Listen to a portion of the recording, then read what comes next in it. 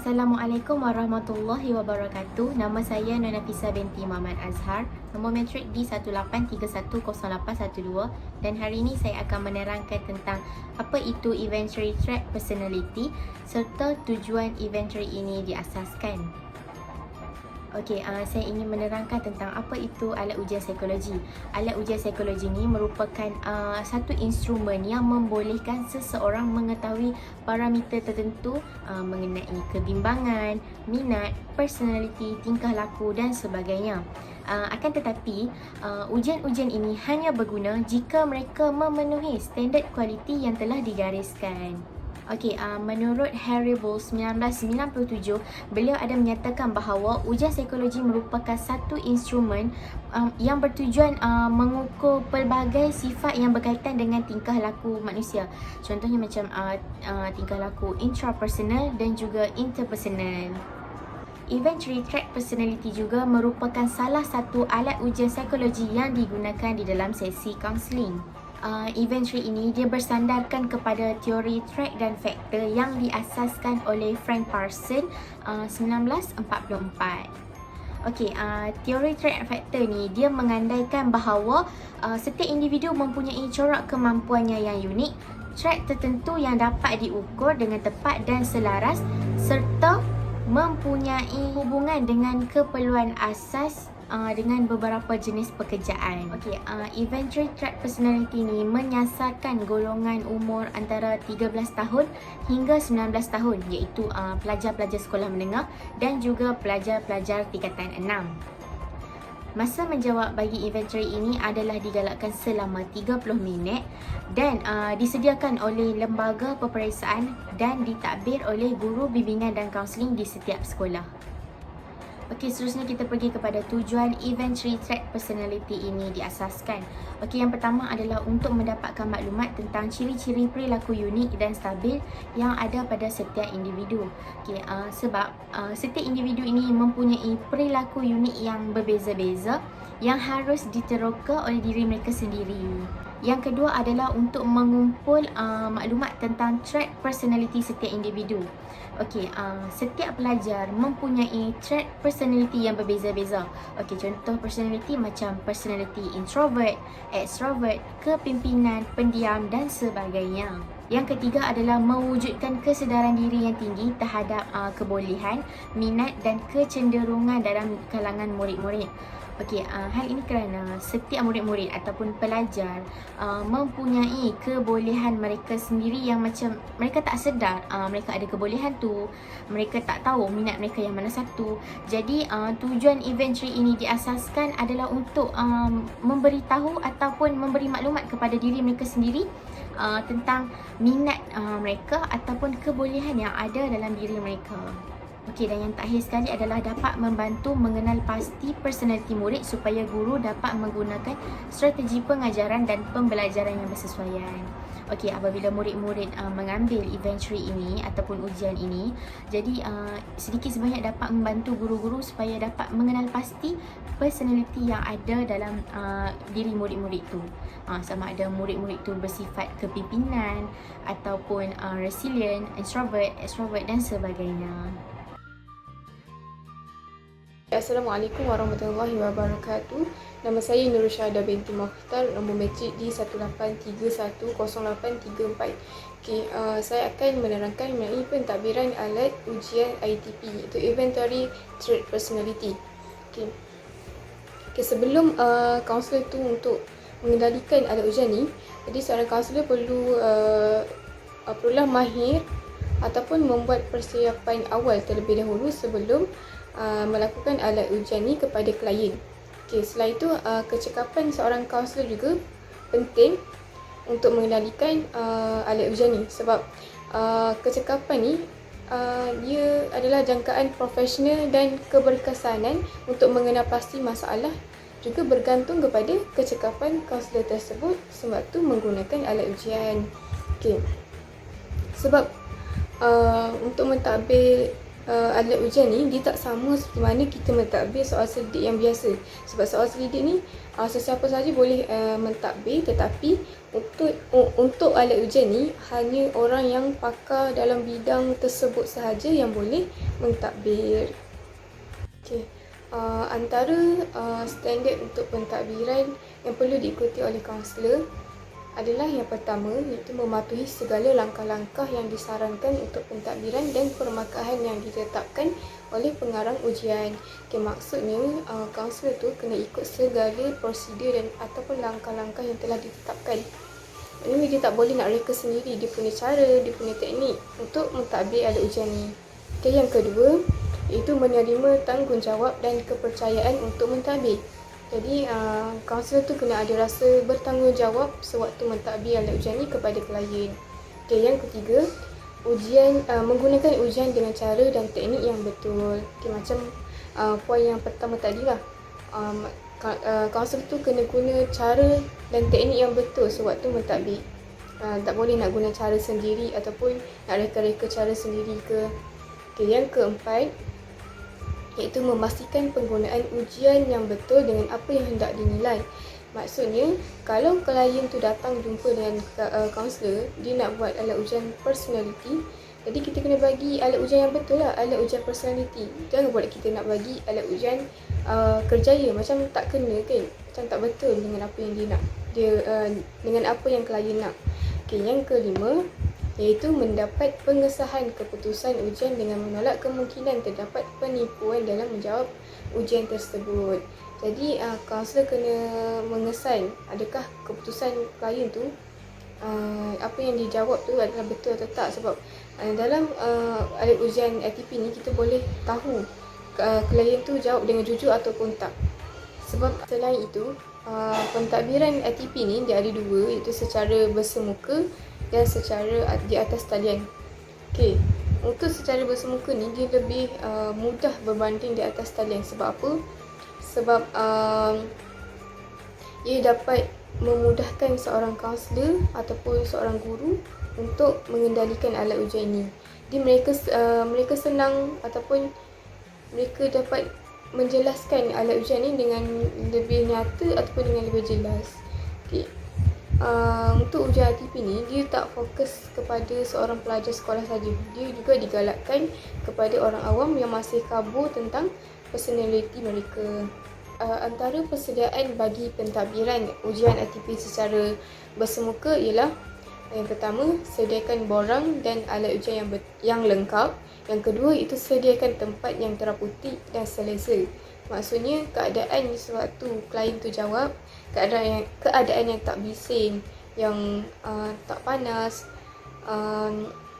tak terlalu sejuk, macam keadaan yang kondusif lah. Okay, yang ketiga itu mengikuti masa yang ditetapkan. Okay, kalau kena jawab soal alat ujian tu pukul 9, maksudnya kita kena start pukul 9 lah. Okay, yang keempat, memberitahu limitasi masa kepada pengambil ujian. Okay, untuk alat ujian ATP ni selama 30 minit untuk menjawab. Okay, yang kelima, borang ujian hendaklah cukup dengan bilangan pengambil ujian. Kalau ada 150 orang yang pengambil ujian, maknanya kita kena sediakan borang tu secukupnya lah, tak boleh kurang. Jadi kalau kurang, dia akan jadi satu masalah. Jadi buat klien tu menunggulah dan sebagainya. Yang keenam, perlu mempunyai 2 atau lebih pemeriksa. Kalau ramai pengambil ujian tu, kita kena maksudnya pemeriksa tu kena ramai juga. Sebab kalau ramai pemeriksa tu seorang, macam tak logik lah kan. Dia nak bimbing seramai tu seorang-seorang dia. Jadi kena ramai juga. Yang ketujuh, iaitu pentadbir harus membimbing pengambil ujian dalam mengira skor jawapan. Dari awal sampai akhir, pentadbir harus membimbing pengambil ujian tu, macam mana nak kira, macam mana nak jawab dan sebagainya. Okay, yang ke-8, iaitu pentadbir harus berada dekat dengan pengambil ujian. Sebab apa? Kalaulah pengambil ujian tu nak bertanya, senanglah dia nak bertanya sebab dah dekat. Kalau kita jauh, mesti dia macam segan nak tanya. Lepas tu mulalah dia nak tiru kawan dia ke klien, nak tiru klien lain. Jadi keputusan ujian dia tu macam menipu lah, macam bertentangan dengan personality dia. Seterusnya iaitu pentadbiran ATP secara atas talian, iaitu online. Sejak wujudnya ataupun munculnya pandemik COVID-19 ni, jadi dia telah memudahkan para pelajar untuk menjawab ATP ni secara atas talian. Jadi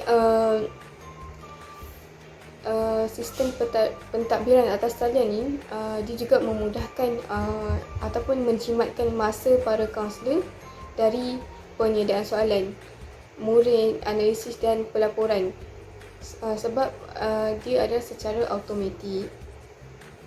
Antara perkara yang perlu ada dalam pentadbiran ATP secara atas talian adalah yang pertama, ujian ATP secara atas talian ini boleh dilakukan dengan dua cara, iaitu Google Form dan interaksi media sosial.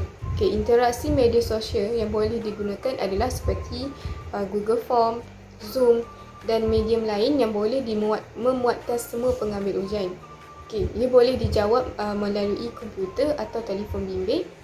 Ada 150 soalan yang perlu dijawab oleh pengambil ujian.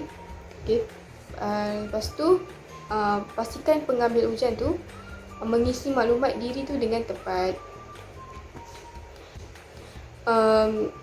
Seterusnya itu tetapkan tarikh dan masa yang sesuai. Janganlah kita suruh pengambil ujian tu jawab time dia kerja ke, time dia busy. Kita kena cari waktu yang sesuai untuk diorang jawab. Yang ketujuh, itu masa menjawab ujian ATP secara atas talian adalah selama 30 minit.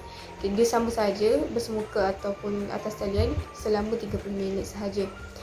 Yang ke-8, pentadbir perlu menyebarkan maklumat atau link kepada pengambil ujian yang terlibat melalui satu aplikasi yang mengumpul semua pengambil ujian, seperti WhatsApp, Telegram dan sebagainya.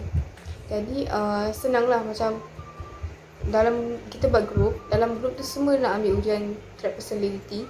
Jadi senang, kita nak send link tu, kita cakap pukul 9 semua boleh jawab. Jadi pukul 8.58 minit ataupun 59 minit kita dah send link, kita dah beritahu nanti pukul 9 tekan je link ni, korang semua boleh jawab ujian ni. Masa menjawab selama 30 minit sahaja.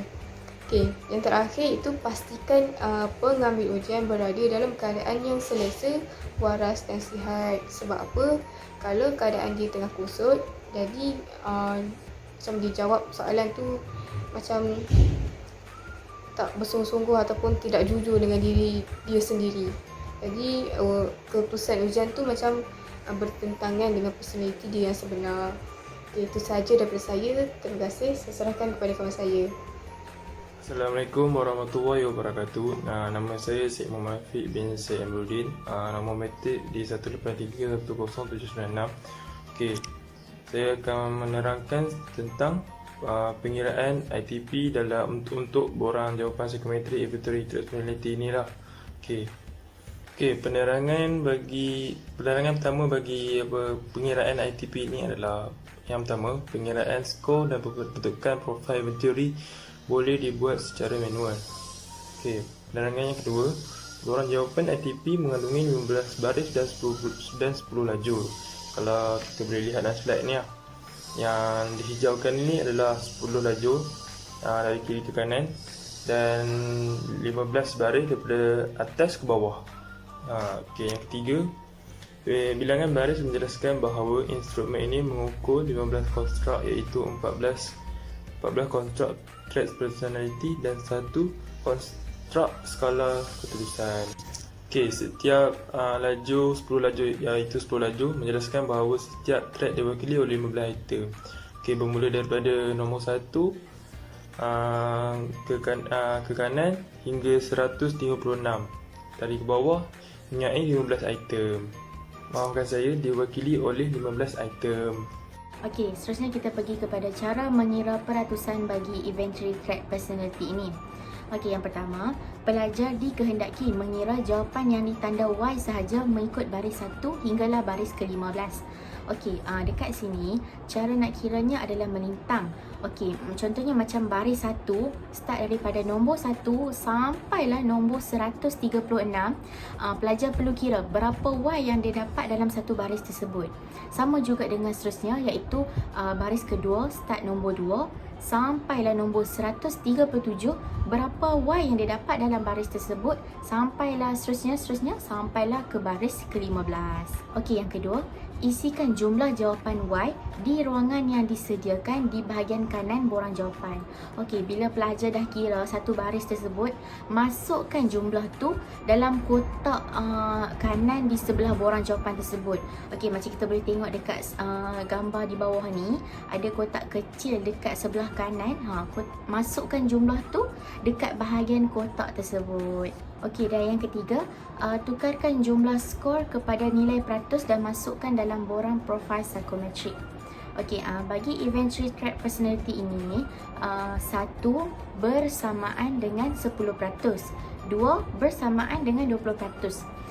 Kalau 10 bersamaan dengan 99%. Okey, andai kata pelajar tersebut dapat 8Y, maksudnya 8 bersamaan dengan 80%. Begitulah cara kira peratusannya. Peratusan ni penting supaya pelajar tu tahu tahap yang dia dapat tu tahap tinggi, sederhana ataupun rendah. Bismillahirrahmanirrahim. Assalamualaikum warahmatullahi taala wabarakatuh.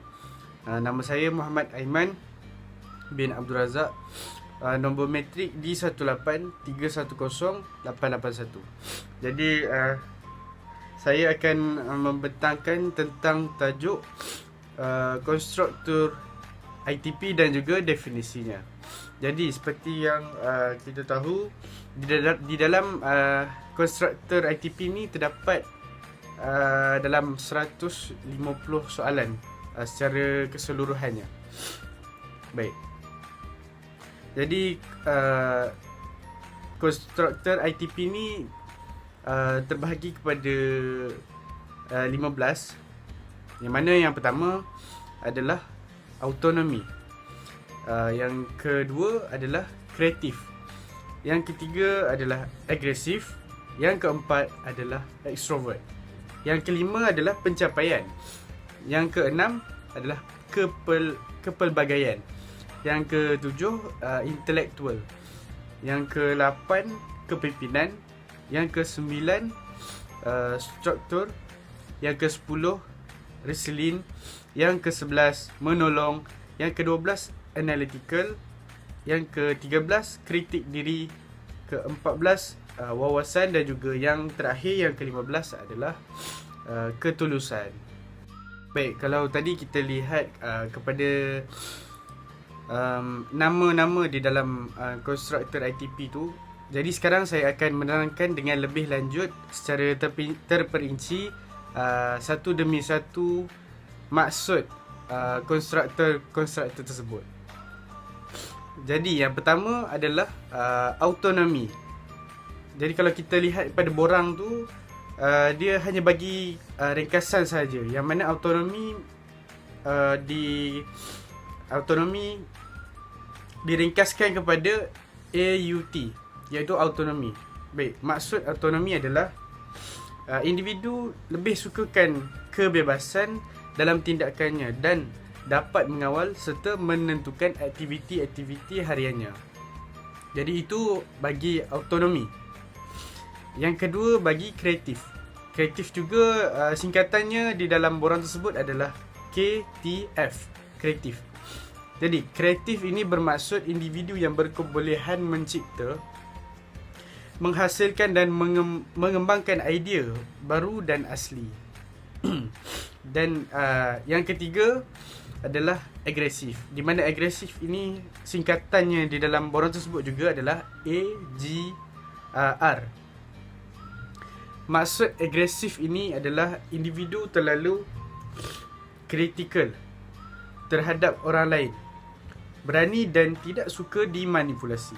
Jadi dia tidak menghiraukan perasaan orang lain dalam mencapai matlamat diri. Baik, yang seterusnya pula adalah extrovert. Yang keempat, extrovert. Di dalam borang tu juga extrovert diringkaskan kepada perkataan EKT. Yang ini extrovert. Maksud extrovert pula adalah individu yang suka berinteraksi, bekerja dan berada dengan orang ramai. Maksudnya dia berbeza dengan introvert. Jadi extrovert ni lebih sukakan pada interaksi dan juga bergaul dengan orang ramai. Yang kelima adalah pencapaian, yang mana ringkasannya adalah PCP. Jadi maksud pencapaian ini adalah seorang yang bersemangat dan bermotivasi bagi menyelesaikan tugas. Jadi orang yang inginkan pencapaian ni dia memang mahukan kejayaan dan dia sukakan kepada persaingan walaupun terdapat banyak halangan untuk dia mencapai kepada kejayaan.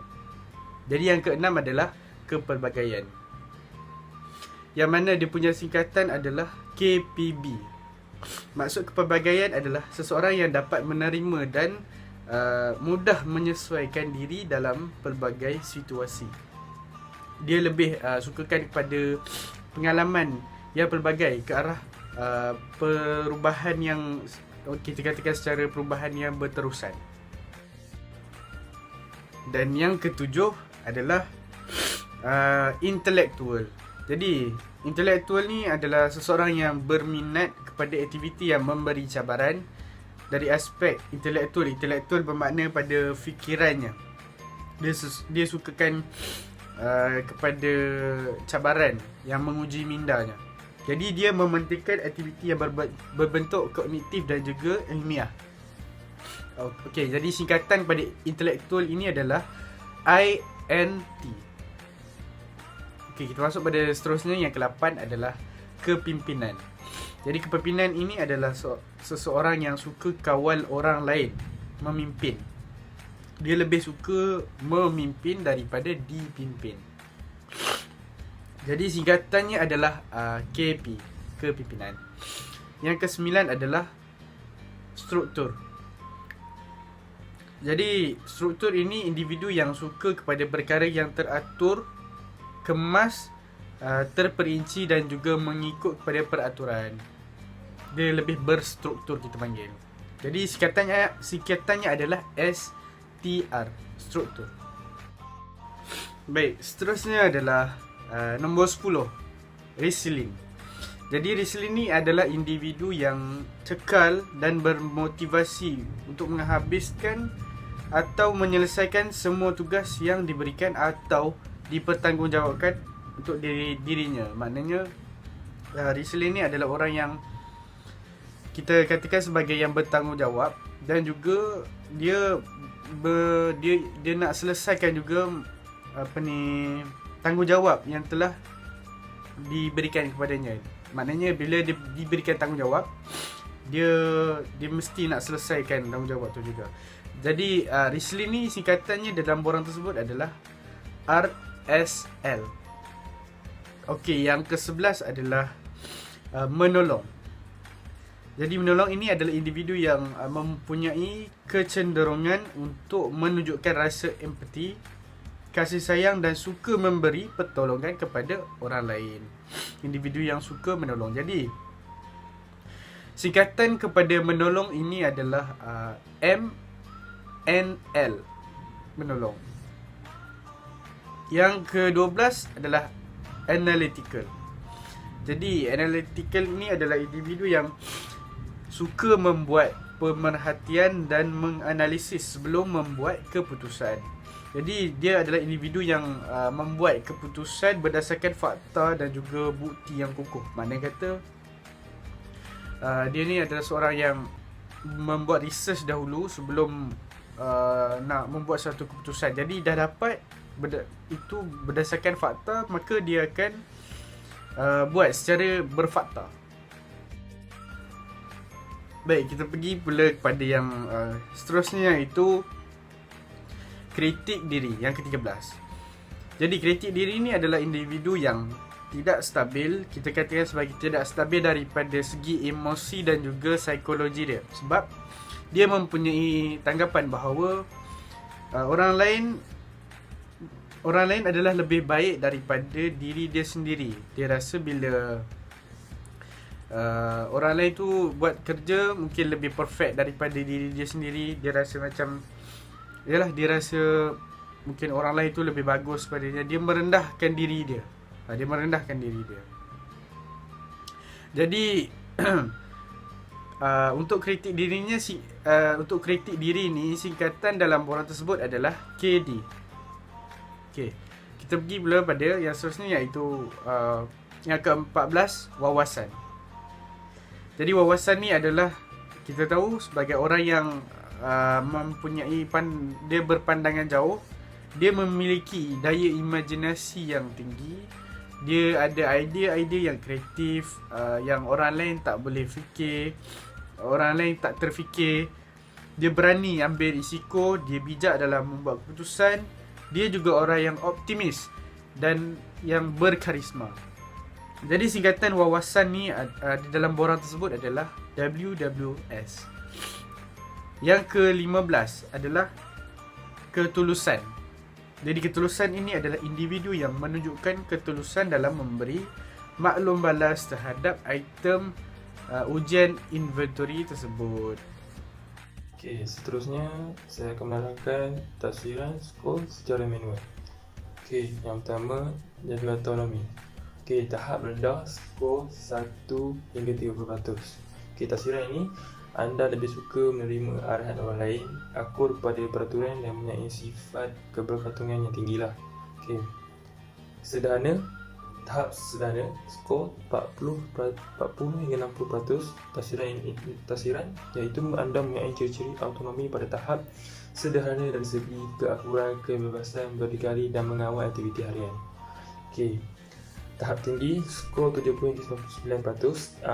Bermaksud tafsiran anda suka kebebasan sepenuhnya dalam segala tindakan, sangat berdikari dan yakin dalam membuat keputusan. Okey. Kedua, jadual kreatif. Okey. Tahap rendah, skor 1 hingga 30%, iaitu tafsiran anda lebih suka menggunakan daripada menghasilkan sesuatu. Iaitu anda kurang menggunakan daya imajinasi tapi selesa menggunakan idea yang sedia ada. Okey. Sederhana, 40 hingga 60%. Anda mempunyai ciri-ciri kreatif pada tahap sederhana.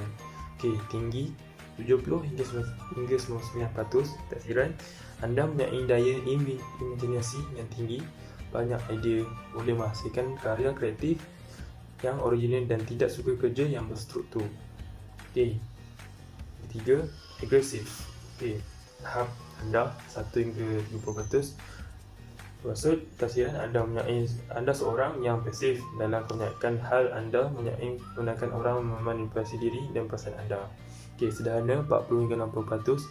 Anda seorang yang asertif atau mempunyai tegasan diri dalam kebanyakan hal. Anda selalu menuntut hak anda, tapi pada masa yang sama anda tetap menjaga hati dan perasaan orang lain. Okey, tinggi 70 hingga 99%. Anda seorang individu yang agresif. Anda berani dan suka mengkritik orang lain. Dalam kebanyakan hal, hati dan perasaan orang lain bukanlah merupakan tumpuan anda. Yang penting ialah hajat dan matlamat anda tercapai. Okey. Yang keempat, introvert. Okey, tahap rendah 1 hingga 30%. Anda seorang introvert, pemalu, suka bersendirian, kurang selesa berada dalam majlis keramaian dan bercakap di halayak ramai. Okey, sederhana 40 hingga 60%. Anda bersederhana dalam pergaulan sosial, berpada-pada dalam menjalin hubungan dengan persekitaran. Biasanya rakan-rakan anda sealiran dengan anda. Okey, ketiga, tinggi 70 hingga 99%. Anda seorang yang peramah, suka bergaul iaitu akoi, bekerja dalam kumpulan, suka menghadiri majlis keramaian, yakin bercakap di hadapan orang ramai dan bersikap positif. Okey, yang kelima, pencapaian. Okey, rendah 1 hingga 30%. Anda kurang bermotivasi, tidak sukakan persaingan dan tidak mementingkan pencapaian. Okey, sederhana 40 hingga 60%. Anda mempunyai tahap motivasi dan pencapaian yang sederhana. Okey, tinggi 70 hingga 99%. Anda seorang yang sangat bermotivasi, sukakan persaingan dan berotasikan kecemerlangan. Okey, yang keenam, kepelbagaian. Okey, tahap rendah, skor 1 hingga 30%. Tafsiran anda suka situasi yang tenang, stabil dan selamat. Okey, suka dengan aktiviti yang rutin dan tidak suka perubahan. Okey, sederhana 40 hingga 60%. Anda mempunyai tahap kepelbagaian yang sederhana. Anda seorang yang kurang fleksibel, sederhana anja dan mengambil masa untuk melakukan perubahan. Okey, tinggi 70 hingga 99%. Anda seorang yang suka kepada perubahan dan perkara-perkara baru. Kerja-kerja rutin sangat membosankan anda. Okey. Yang keenam, intelektual rendah, skor 1 hingga 30%. Tafsiran, anda berminat kepada aktiviti yang berstruktur, berkemahiran dan praktikal. Anda juga suka membaca bahan hiburan dan tidak ilmiah. Okey, sederhana 40 hingga 60%. Anda mempunyai tahap sederhana dari segi aktiviti yang mencabar minda ilmu pengetahuan akademik dan ilmiah. Okey, tinggi 70 hingga 99%. Anda suka kepada aktiviti yang mencabar minda dan berbentuk keilmuan, mempunyai daya ingin tahu yang tinggi. Okey, yang ke-8, kepimpinan. Okey, tahap rendah 1 hingga 30%. Tafsiran, anda lebih suka menjadi pengikut daripada memimpin. Okey, sederhana 40 hingga 60%. Anda mempunyai tahap kepimpinan yang sederhana, hanya boleh memimpin kumpulan-kumpulan kecil sahaja.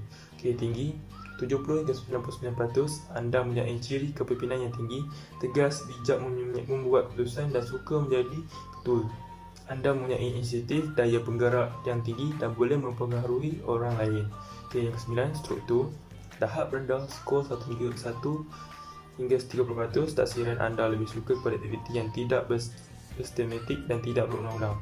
Anda tidak suka kepada peraturan yang rigid. Okey, sederhana 40 hingga 60%. Ciri personaliti struktur ciri personaliti struktur anda berada di tahap sederhana.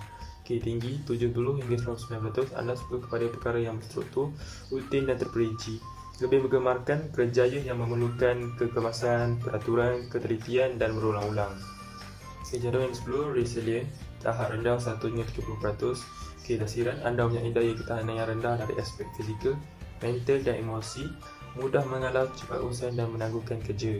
Okey, tahap sederhana 40 hingga 60%. Tafsiran, ciri-ciri ketahanan psikologi anda adalah pada tahap sederhana. Okey, iaitu ada sifat cuba jaya dan ikhtiar. Okey, tahap tinggi 70 hingga 99%. Tafsiran, anda mempunyai daya ketahanan yang tinggi dari aspek fizikal, mental dan emosi serta akan menghabiskan semua tugas yang diberikan. Okey, yang bermaksud semangat juang yang tinggi, berjiwa kental, semangat tinggi dan ikhtiar bersungguh dan suka berkorban jiwa lah. Okey, yang ke-11 adalah jadual menolong. Tahap rendah, skor 1 hingga 30%. Tafsiran, anda kurang perhatian terhadap emosi dan keperluan orang lain, lebih memfokuskan kepada diri sendiri, iaitu tidak peduli kepada persekitaran dan tidak sensitif. Okey, sederhana 40 hingga 60%. Ciri-ciri menolong anda adalah di tahap sederhana, iaitu simpati dan pelibatan dalam aktiviti kebajikan di tahap sederhana lah. Okey, tinggi 70 hingga 99%. Anda mempunyai sifat empati yang tinggi, perhatian peka, mudah mengulurkan bantuan secara sukarela. Okey, yang 12, analytical. Okey, tahap rendah 1 hingga 30%. Tafsiran, anda adalah individu yang praktikal, iaitu anda bukan orang yang berorientasi teoretikal, tidak suka menganalisis dan kurang peka terhadap persekitaran. Okey, tahap sederhana, skor 40 hingga 60%. Tahap kepekaan dan perhatian anda terhadap persekitaran adalah sederhana. Anda seorang yang teoretikal dan praktikal. Okey, tinggi 70 hingga 99%. Anda seorang yang peka terhadap persekitaran, suka membuat pemerhatian dan menganalisis diri sendiri, orang lain dan persekitaran. Okey, yang maksud perlu bukti sahih dan berasaskan fakta yang apa yang dianalisis oleh individu tersebut lah. Yang ke-13 adalah kritik diri. Tahap rendah 1 hingga 30%. Tafsiran, anda seorang yang sangat yakin, adakala terlalu yakin dan kecenderungan untuk menganggap diri selalu betul. Okey, sederhana 40 hingga 60%. Anda seorang yang stabil dari aspek emosi dan psikologi, iaitu anda seorang yang suka menasab diri, pandai pasti kekuatan dan kelemahan serta sentiasa mempertingkatkan kemajuan diri. Okey, tinggi 70 hingga 100%. Anda sering berasa rendah diri, bimbang, rasa bersalah, resah dan cemas terhadap apa yang perlu dilakukan. Individu yang mendapat skor melebihi 80% dicadangkan untuk berjumpa seorang kaunselor untuk menjalani sesi kaunseling. Okey, yang ke-14, okey, wawasan. Jadual wawasan. Tahap rendah 1 hingga 30%. Tafsiran, anda tidak mementingkan perancangan masa depan, hala tuju, visi dan misi. Okey, sederhana 40% hingga 60%. Anda selesa dan berpuas hati dengan pencapaian dan keadaan semasa. Okey lah.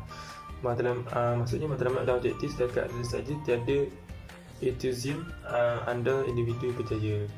Okey, tinggi 70 hingga 99%, anda mempunyai daya imajinasi dan cita-cita yang tinggi serta dapat menjangkau pandangan yang jauh. Anda mempunyai tujuan misi dan visi yang jelas, iaitu contoh saya yang menentukan masa adalah individu yang cemerlang.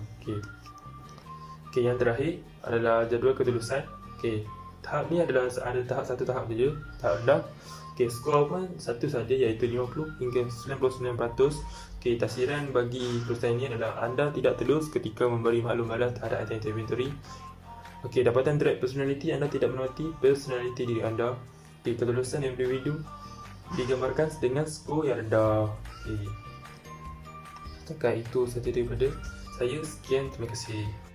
Okey, kesimpulan yang dapat dibuat daripada eventuary trait personality ni adalah yang pertama, eventuary ini dapat memberi kesedaran diri yang tinggi tentang kebolehan dan minat para pelajar tersebut. Okey, yang kedua, mendapatkan maklumat tentang ciri-ciri perilaku unik dan stabil yang ada dalam setiap diri pelajar. Okey, yang ketiga adalah untuk membantu pelajar mengenal pasti personaliti mereka supaya guru dapat menggunakan kaedah pembelajaran ataupun pengajaran yang bersesuaian. Okey, yang seterusnya adalah eventuary ini dapat membantu pelajar dan ibu bapa mengenal pasti personaliti pelajar dan menyedari potensi diri yang ada dalam diri setiap pelajar tersebut. Okey, seterusnya eventuary ini juga dapat membantu mengenal pasti konsep kendiri ataupun self concept pelajar dan hubungannya dengan individu lain. Eventuary ini juga dapat membantu pelajar untuk mengenal pasti kesediaan perkembangan emosi dan rohani.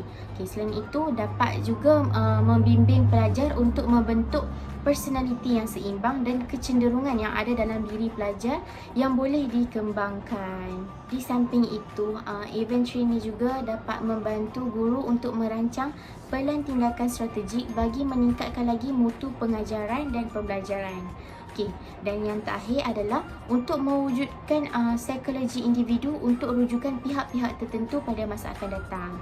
Okey, jadi dapat disimpulkan bahawa eventuary ini banyak memberi manfaat kepada pelajar-pelajar sekolah menengah untuk mereka mengetahui personaliti diri mereka supaya mereka dapat membuat satu perancangan yang bersesuaian untuk pekerjaan yang mereka inginkan di masa hadapan. Okey, itu saja daripada grup kami. Sekian, terima kasih.